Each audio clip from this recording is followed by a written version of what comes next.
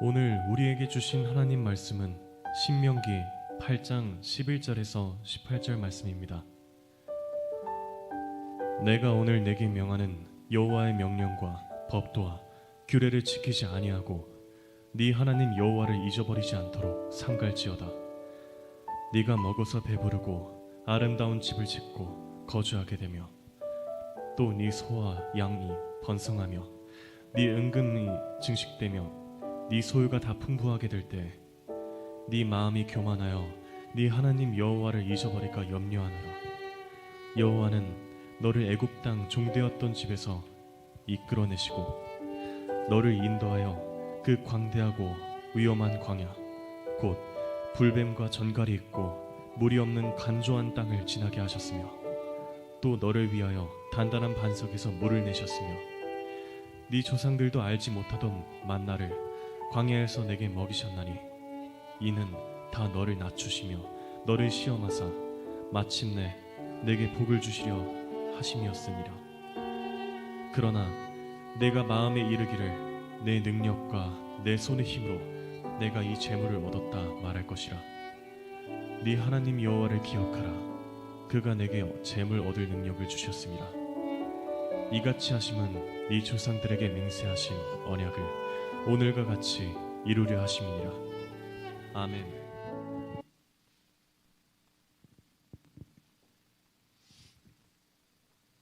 할렐루야. 성도 여러분, 주 안에서 다시 만나게 되어서 감사하고 반갑습니다. 한 주도 수고 많으셨습니다. 은혜로운 주일 되시기를 주 이름으로 축복합니다. 우리나라 속담에 자라보고 놀란 가슴 소뚜껑 보고 놀란다, 이런 말이 있습니다. 여러분, 어떤 사람이 소뚜껑 보고 놀라는 사람이 어디 있겠습니까? 하지만 자라한테 한번 물렸다든지 그런 경험이 있는 분은 자라 등하고 비슷하게 생긴 소뚜껑을 보면 놀랄 수도 있는 것입니다. 이런 것들을 트라우마라고 하죠. 정신적 외상이라고 합니다. 과거의 안 좋은 기억 때문에 그것이 마음속에 어떤 깊은 상처나 아니면 흔적으로 남아있다가 나중에 그와 같은 상황이 되거나 아니면 그와 비슷한 상황이 되면 마음속으로 아픔이 확 올라옵니다. 그래서 어떤 사람은 우울해지고 슬퍼지고 원망하게 되고 사람들과 다투게 되고 싸우게 되고 이런 일들이 생깁니다. 그래서 여러분, 이 기억이라고 하는 것은 매우 중요합니다. 기억하고 싶지 않은 것들 빨리 잊는 것이 좋습니다. 아멘. 기억해야 될 것들, 간직해야 될 것들 잊지 마십시오. 여러분, 소중한 것들은 내다버리고 아주 더러운 것만 내 안에다 쌓아둔다면 그것처럼 안타깝고 어리석은 것이 어디 있겠습니까? 더러운 것을 내어다 버리고 소중한 것을 뺏기지 않도록 간직할 수 있도록 여러분들의 기억을 정리하시고 재정비하시기를 바랍니다. 신앙이 그렇습니다. 어떤 신앙인이 행복한 신앙입니까? 하나님과의 그 관계에서 은혜 받은 기억이 많은 성도, 그 성도가 행복한 성도입니다. 어떤 성도가 불행합니까? 은혜 받은 기억이 하나도 없는 성도. 여러분, 하나님하고 같이 살아가고 있는데, 우리가 크리스찬으로서 신앙생활을 하고 있는데 받은 은혜가 아무것도 없는 것 같은 거예요. 없지는 않겠지만 내 기억에 없는 것 같은 거예요. 얼마나 불행합니까? 여러분, 하나님이 은혜를 안 주시겠습니까? 하나님이 여러분들을 구원하셨습니다. 믿으십니까? 그런데 은혜를 안 주시겠습니까? 내 기억이 문제가 되는 거죠. 단기성 기억 상실이 있든지 치매가 있든지 영적 치매가 있든지 그런 것 아니겠습니까? 여러분, 그러므로 잊어야 할 것들, 나쁜 것들, 더러운 것들, 상처받은 것들, 억울한 것들, 손해본 것들, 이런 것들은 잊으시고 갖고 있다가 정말 원망하고 속상해하고 내 인생을 스스로 갉아먹고 하는 함정에 빠지지 말고 기억해야 할 것들을 잘 기억하는 행복한 신앙인들이 반드시 되셔야 할 줄로 믿습니다. 오늘 신명기서를 보면요, 모세가 임종을 앞두고 이스라엘 백성들에게 세 편의 설교를 하는데 이 설교들을 좀 요약해 보면 딱 결국은 하나입니다. 뭡니까? 하나님을 기억하라는 것입니다. 하나님을 기억하라. 이 말은 왜 그래요? 자꾸만 하나님을 잊어버리거든. 잃어버리는 것이 아니라 잃어버리는 것이 아니라 포같은 잊어버렸다. 하나님을 기억해서 밀쳐내요. 히브리어 성경을 보면 이 잊어버렸다라고 하는 단어가 샤카흐인데 이것은 잘못된 위치에 놓여져 있다. 그 뜻입니다. 그러니까 그것이 그 위치에 딱 있어야 그것을 보고 알고 찾고 쓰고 할 텐데 다른 위치에 있으니까 볼 수도 없고 찾을 수도 없고 쓸 수도 없고 만질 수도 없는 거예요. 그러니까 하나님을 잊어버렸다라고 하는 것은 하나님을 내 기억에, 내 마음에, 내 영혼의 지성소에 딱 모셔야 되는데 하나님을 등 뒤에다 두니까 안 보이고 사용하지도 못하고 만나지도 못하고 역사도 안 되고 한다는 뜻이죠. 그러므로 여러분 이 잊어버렸다라고 하는 단어 안에는 단지 기억의 문제만 있는 것이 아니라 우리 신앙의 자세의 문제가 있다는 것입니다. 여러분 이스라엘 백성들이 40년 동안이나 광야에 살았습니다. 오직 은혜로 살았습니다. 낮에는 구름 기둥이 밤에는 불 기둥이 만나와 메추라기로 모세가 행하는 하나님의 기적으로 그들은 그렇게 살아왔습니다. 그럼에도 불구하고 그들의 40년은 하나님을 잊고 원망하고 불평하는 그런 세월이었습니다. 여러분 하나님을 잊었다. 하나님이 생각이 안 난다. 그겁니까? 아니죠. 하나님을 제자리에 두지 않고 다른 곳에 잘못된 위치에 잘못 놓았다. 그 뜻입니다. 하나님을 중요하게 여기지 않았다는 것입니다. 하나님을 우선시 여기지 않았다는 것입니다. 하나님의 말씀을 신뢰하는 것처럼 보였지만 사실상 신뢰하지 않았다는 것입니다. 여러분 그러나 이것은 이스라엘의 문제만이 아니라 오늘날 인류의 문제요. 혹 저와 여러분의 문제일 수 있습니다. 오늘 본문이 뭐라고 말합니까? 육신이 안락할 때 하나님을 잊어버립니다. 12절 네가 먹어서 배부르고 아름다운 집을 짓고 거주하게 되며 살만하다는 거예요. 이때 하나님을 잊게 된다. 또 우리는 소유가 풍성해서 하나님을 잊는 경우도 있습니다. 13절에 또 소와 양이 번성하여 내 은금이 정식되며 내 소유가 다 풍부하게 될 때에 이때 또 마음이 교만할 때도 있습니다. 14절에 네 마음이 교만하여 내 하나님 여호와를 잊어버릴까 염려하노라. 모세가 하는 이 설교의 핵심은 무엇입니까? 너희들이 잘 살고 있을 때, 부유하게 살고 있을 때, 또 마음이 교만해졌을 때, 이럴 때 하나님을 잊어버린다. 그러니까 그렇게 하지 말아라. 하나님을 기억해라 라고 말하고 있습니다. 오늘 설교의 제목은 하나님을 기억하십시오 라고 하는 뜻입니다. 한번 같이 해볼까요? 하나님을 기억하십시오. 어떻게 하는 것이 기억하는 것입니까? 머릿속에 계속 생각하는 것입니까? 십자가를 계속 쳐다보고 있는 것입니까? 네?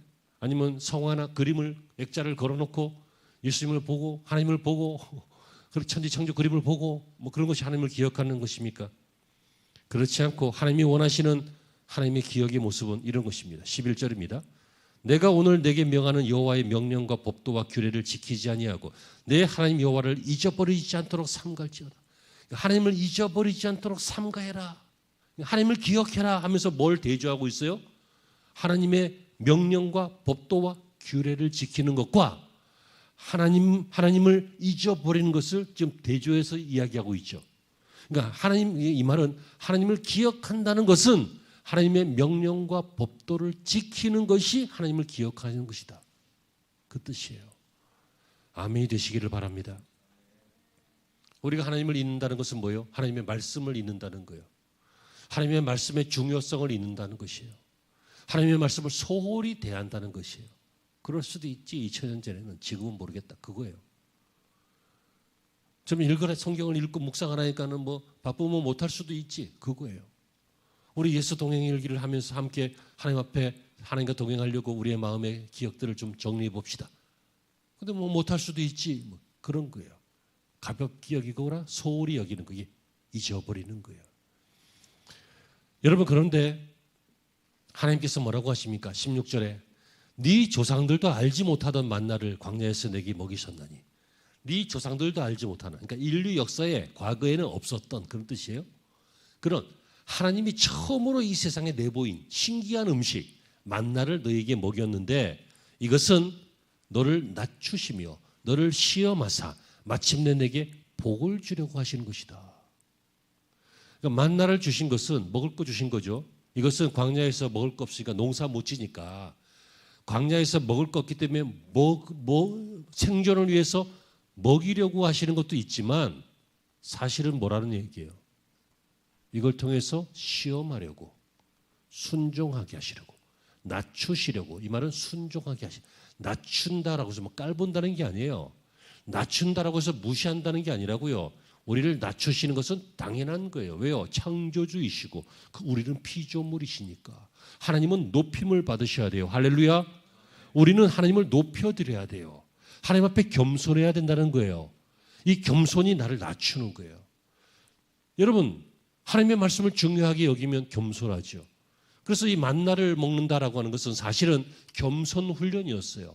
어떤 것입니까? 시키는 대로 해야지 먹는 거예요. 나가서 한 호멜씩, 인구 한 명당 한 호멜씩 이렇게 걷어오는 거예요. 더 많이 걷으면 썩어서 없어져요. 좀 모자란 것 같은데 안 모자라요. 딱 맞아요. 안식일 날 외에는 하루치만 걷어라. 근데 내일 뭐 또 나가면 귀찮은데 내일 좀 푹 쉬자. 내일 아침에 늦잠 자자. 그리고 이제 전날 막 이틀치를 걷어놨어. 그리고 다음날 보면 다 썩어서 못 먹어. 이거 뭐예요? 하나님께서 안식일을 위해서는 그 전날 이틀치를 거둘 수 있게 해주셨지만 매일매일 순종하는지 낮춰지는지 겸손해지는지 보시기 위해서 이들에게 한 것이죠. 여러분, 하나님을 기억하기 위해서는 하나님의 말씀을 듣고 순종하는 것이 하나님을 기억하는 거예요. 어떤 집사님이 그랬대요. 조금 전에 보신 영상에서도 한 배우가 성경을 필사하는 그런 간증을 했잖아요. 근데 어떤 분이 교회에서 성경 필사하는 게 이제 분위기가 돼가지고 자기도 해보겠다, 귀한 일이니까 해보겠다라고 이제 막 쓰고 있는데요. 그냥 쓰는 게 쉽지 않다라는 거예요. 뭐 했던 말 또 하는 것 같고 반복되고 막 이런, 특별히 구약의 복잡한 부분 넘어가면 막 무슨 뜻인지도 모르겠고 그냥 팔만 아프고 이거 해야 되나 하지 말아야 되나 이거 굳이 해서 뭐하냐 이런 생각도 막 들고 막 하다 보면 그럴 때가 오잖아. 그때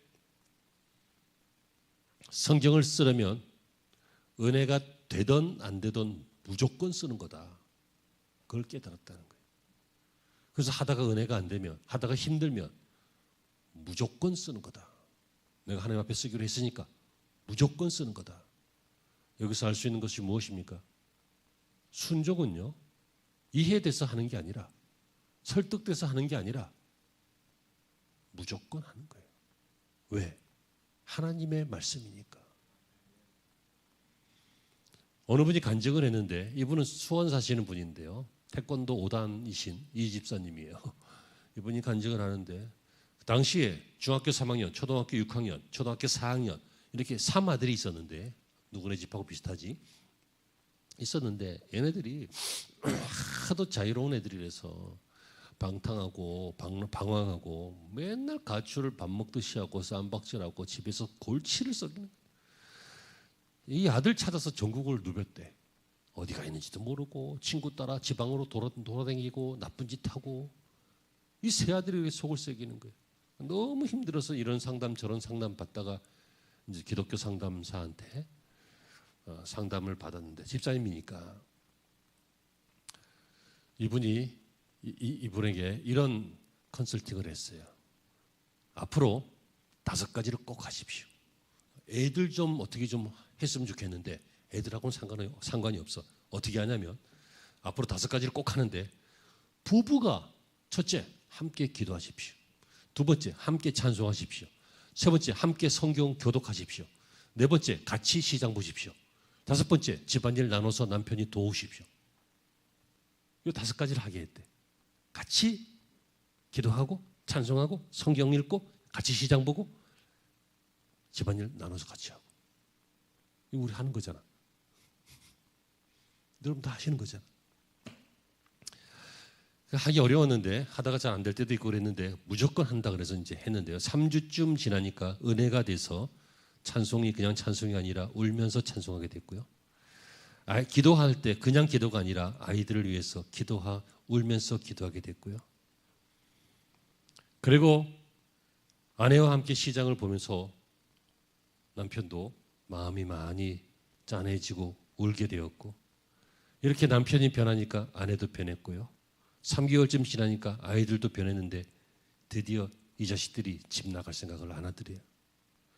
그리고요 9개월 후에 이 집사님이 화장실에서 펑펑 울었는데, 밤중에 왜 펑펑 울었냐면 새벽에 화장실에 가는데 아들 방에 불이 켜져 있어서 보니까 초삼 아이는 초등학교 6학년짜리 아이는 공부하다가 책상에 엎드려 자고 있고, 그리고 중학교 3학년 아이는 계속 공부하고 있더래. 상상도 못한 그림을 보더 순간 울컥하고 감사해서 화장실에 가서 변기에다가 고개를 떨구고 펑펑 울었다는 거예요. 여러분, 너무 계산하지 마세요.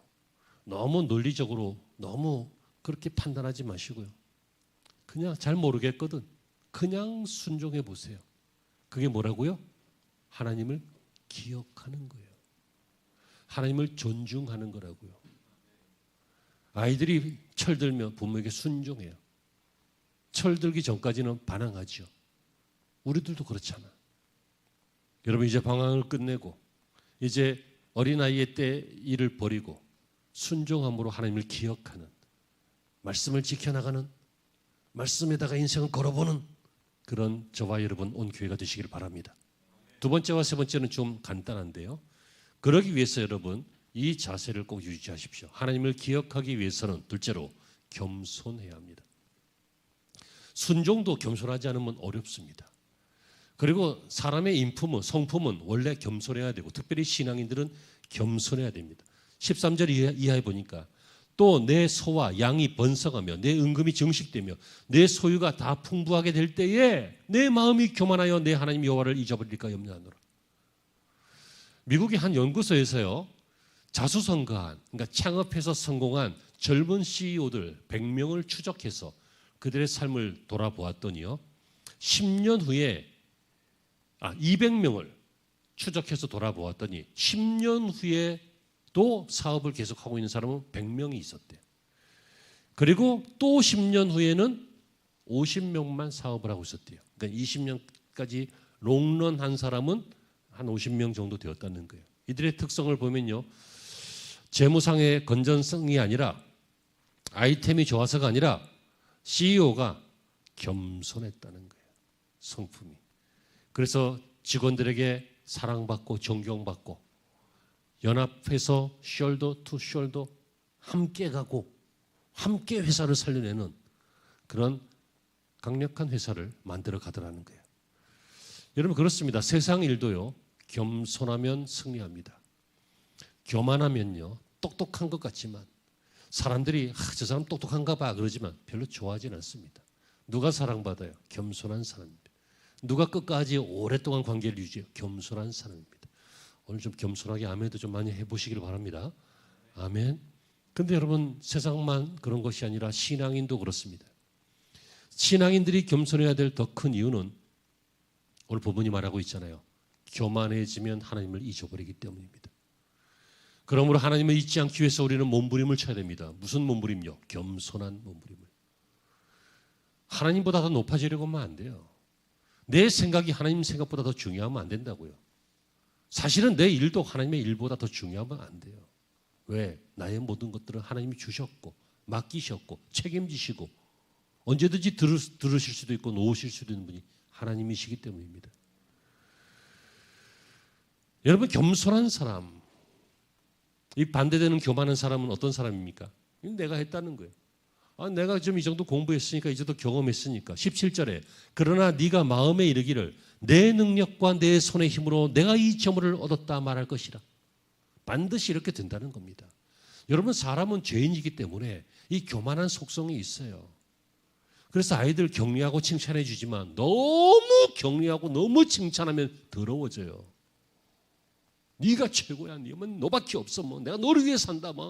그러면요, 이거 지가 천상천하 유아 독존인 줄 알아. 이런 아이들이 반사회적 인격을 갖게 돼요. 안 되는 건 안 되는 게 있는 것을 가르쳐야지. 사랑은 주되 훈육도 함께 줘야지. 어디서 사랑을 잘못 배워가지고 무조건 물고 빨고 하는 게 사랑인 줄 알고 모든 잘못을 다 커버하려고 그래. 네가 하나님이야. 죄송합니다. 그러니까 요즘 어린 아이들이, 젊은 아이들이 막 웃기는 소리들을 하잖아요. 막 왜요? 아줌마 왜요? 나 때리려고 촉법소년인데 막 그래가면서. 딴 얘기 하지 말자. 설교만 하자. 사람은 원래 죄인이라서요, 조금만 높여주고 조금만 칭찬하고 조금만 성공하면 교만해지기가 매우 쉬운 것이 사람이에요. 여러분 경계하십시오. 교만해지면 어떻게 된다고요? 하나님을 잊게 된다. 그래서 뭐라고요? 하나님이 주신 것인데 내가 했다, 내가 취했다, 내 거다, 내 마음이다, 이렇게 된다고요. 그러므로 여러분 하나님을 기억하십시오. 어떻게? 겸손한 자세를, 겸손한 마음을 가지시기 바랍니다. 첫째, 하나님의 말씀에 순종하는 것이 하나님을 기억하는 것인데, 두 번째, 이것을 위해서는 겸손한 자세가 필요한 것입니다. 마지막으로 세 번째, 하나님의 은혜를 자주 들춰보십시오. 따라합니다. 은혜를 들춰보자. 과거에 주신 것이 있어요. 이걸 자꾸만 기억하는 거예요. 자꾸만 들춰보는 거예요. 그러면 그때 그 은혜가, 지금 은혜가 좀 빠졌어도 다시 생각나고 다시 기억나고 다시 채워지는 그런 은혜가 있습니다. 14절에 네 마음이 교만하여 네 하나님 여호와를 잊어버릴까 염려하노라. 여호와는 너를 애굽 땅 종되었던 집에서 이끌어내시고 너를 인도하여 그 광대하고 위험한 광야, 불뱀과 정갈이 있고 물이 없는 간조한 땅을 지나게 하셨으며, 또 너를 위하여 단단한 반석에서 물을 내셨으며. 이게 뭐예요? 과거죠. 과거에 하나님이 너를 종이었는데 자유인 만드셨고, 광야에서 살게 하셨고, 위험에서 건지셨다. 기억하라. 과거의 은혜를 들춰보자, 그거예요. 과거의 과실을 들춰내자. 이 더러운 짓 하지 말고 과거의 은혜를 들춰내는 은혜로운 일을 우리는 자꾸만 훈련해야 될 줄로 믿습니다. 아멘. 그래서 예수 동행 일기를 쓰는 거잖아요. 여러분, 이 책이 여러분들에게 나중에 보석이 되기를 바랍니다. 나중에 들춰보고 꼭 이 책대로 나중에 6주 후에는 이 책대로 하지 않더라도 여러분들이 스스로 다이어리를 만들어서 하나님의 은혜를 기억하고 또 기록하고 또 훗날 들춰보고 점검하고 또 나중에 보니까 또 이루어진 것이 있거든 다시 한번 간증하고 하는 이런 은혜를 자꾸만 다루는 것이요. 은혜를 다루는, 은혜를 기억하는, 은혜를 기록하는, 여러분 이것이 바로 하나님을 기억하는 것입니다. 사랑하는 성도 여러분, 말씀은 여기까지입니다. 오늘 우리는 하나님을 기억하십시오.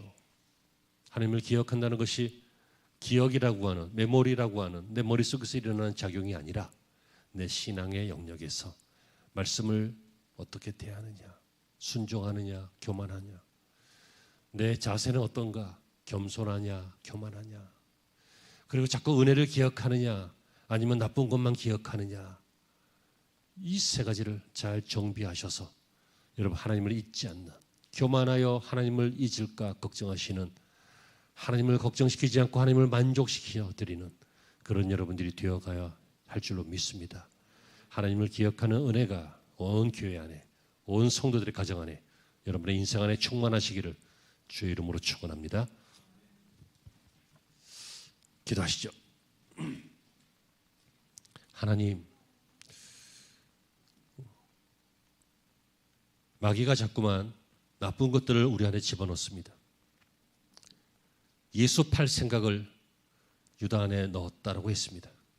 그것처럼 우리를 불신앙으로 이끌 나쁜 것들을 우리 마음에 자꾸 넣을 때 그것들을 받아들이지 말고 떨쳐버리고 배척하고 반대하고 오직 은혜만 담게 하여 주시옵소서. 그래서 하나님의 말씀에 순종해보고 하나님의 말씀에 겸손한 자세로 임하여 보고 또 부족할 때마다 날마다 은혜를 기억해내고 들춰보면서 하나님을 잊지 않도록 몸부림치게 하여 주시옵소서. 하나님을 잃으면 모든 것을 잃은 것입니다. 교만은 독립이고 겸손은 의존입니다. 겸손한 그리스도인들은 하나님이 주인 되어 주십니다. 어떤 일이든지 하나님이 다스려 주실 줄로 믿습니다. 우리 성도들 이것을 경험하게 하여 주시옵소서. 예수님의 이름으로 기도하옵나이다.